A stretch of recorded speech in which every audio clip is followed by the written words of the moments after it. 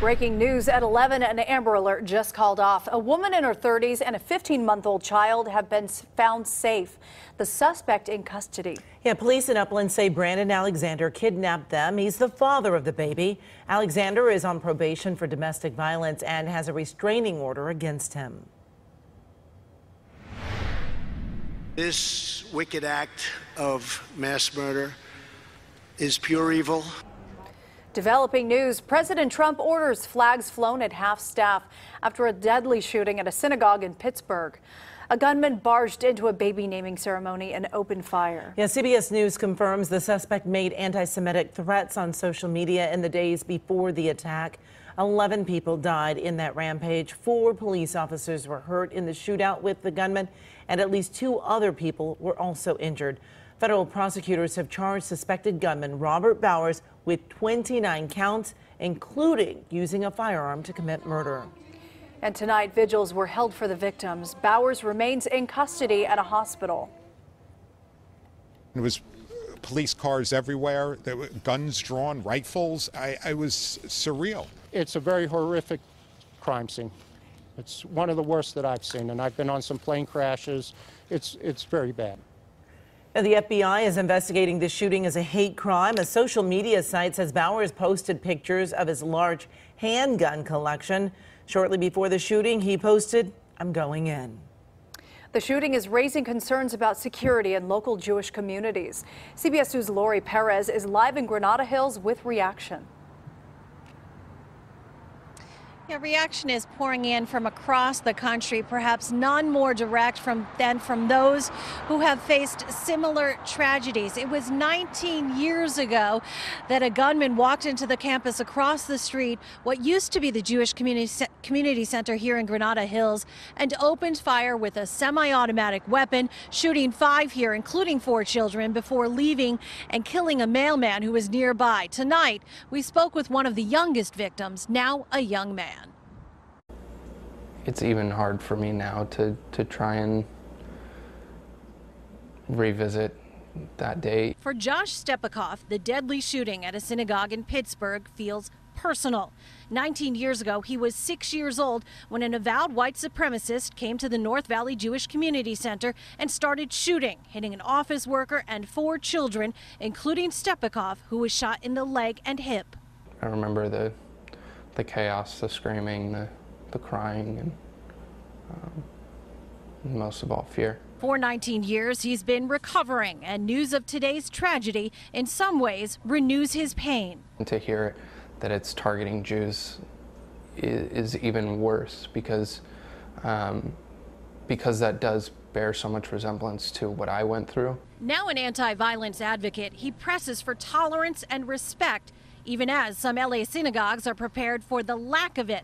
After a deadly shooting 3 years ago killed 9 at a South Carolina church, some synagogues added trained security at entrances to greet and, frankly, assess those who enter. If you're wearing heavy clothes, could you please open your jacket? If you're carrying stuff, could you please open it up? The irony is not lost that the very places people go to seek refuge and peace are being targeted. Some area Jewish leaders said the violence, though sad, is not entirely unexpected. We have an indecent government rousing up indecent people with hatred, and this is what we're reaping. Stepikoff has words of advice from one victim to another, one Jewish victim to another. More important than ever is to stay true to your values and to not let the hatred of one person take you away from what you believe in. Although LAPD says there have been no threats to local houses of worship, they have stepped up patrols just to be careful. In Granada Hills, I'm Lori Perez, CBS 2 News. And be sure to stay with CBS 2 News and CBSLA.com for any new developments on the investigation and any new information about the victims. That's up the middle. The Red Sox are going to take the lead. A late inning comeback spoils Game 4 for the Dodgers. Dodgers lost a big lead, then lost the big game. Yeah, now they're 1 game away from losing the World Series. We have live team coverage of tonight's tough loss. We begin with sports director Jim Hill. Jim? Ladies, thank you very much. You hit the nail right on the head. Dodger Stadium is not a very happy place tonight, that is for sure. And as some people are saying, the Dodger organization has a lot of explaining to do. They were going into this game this evening after having won their first game of the World Series last night on a great home run, and a lot of people felt very comfortable. And the Dodgers jumped out really early on to take a commanding 4-0 lead. Yasiel Puig, who really has been having a great World Series, especially at the plate, he came up with a 3-run homer, and the Dodgers jumped out to a 4-0 lead. And that was plenty for Rich Hill, who was just cruising along on the mound. He was absolutely fabulous.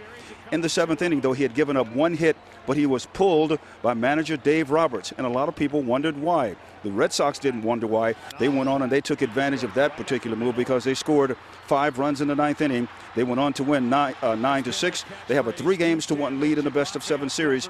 And after the contest, answers from Dave Roberts about why Rich Hill was pulled were not very convincing. I had a conversation with Rich, and and we talked about it. He said, keep an eye on me, and I'm going to give it everything I have. Let's go hitter to hitter, and just keep an eye on me. So right there, I know Rich did everything he could, competed, left everything out there. So when I hear that and see what he's doing, and he goes out there and you want him to go as long as he can. Wasn't there a lot of anger on your part because you were pitching so well and were pulled? No, I just, look at it as just, things just didn't work out the way that we wanted them to, and that's, the way we got to look at it and move forward for tomorrow. So the Dodgers have to have a good case of amnesia and forget about tonight, because tomorrow, if they lose again, they will be eliminated, and the Boston Red Sox will be World Series champions. Reporting live from the World Series at Chavez Ravine, I'm Jim Hill. Ladies, back to you in the studio now. Thank you, Jim. I don't know if I like the sound of that. I know. Well, a tough night for fans, too. CBS 2's Greg Mills is live at Dodger Stadium. Hey there, Greg. Suzanne, Naming, I got to tell you, a little more uplifting on this end because fans believe in the Dodgers still. Now, the fans are long gone. Cleaning crew has taken over. Game 5 is tomorrow, but there is still hope in Dodgerland. But how many times have they won 3 in a row? Many times. Yeah, so it's doable. Yep. Didn't you think when Yasiel Puig hit that home run up 4-0 in the 6th, it just seemed like the game was over in favor of the Dodgers? I thought so. I thought it was. And then the rest of the game happened. We should have had it. We should have had it. It just seemed like the momentum was with us, and then a couple pitching changes, and downhill we went. Fire Roberts! Fire Roberts! Boy, a lot of fans down on Dave Roberts, the manager. You heard Jim earlier, and you heard Dave Roberts. Fans were upset last year. They're upset this year with the way he's managed the pitchers. Even President Trump chimed in tonight with a tweet about him believing that Dave Roberts blew the game for the Dodgers. Amy and Suzanne, back to you two. All right, Greg, and of course we'll have more post-game reaction in just a few minutes on Sports Central. More breaking news, a raging fire in the City of Industry. I'm Christy Fajardo. As many as 100 firefighters have been battling a blaze. The story coming up. Voting early, where you can go to the polls tomorrow. And Lotto Fever, did anyone win the Powerball tonight? And a live look outside. We went into the weekend with warm and dry conditions, but things are changing. I'll explain.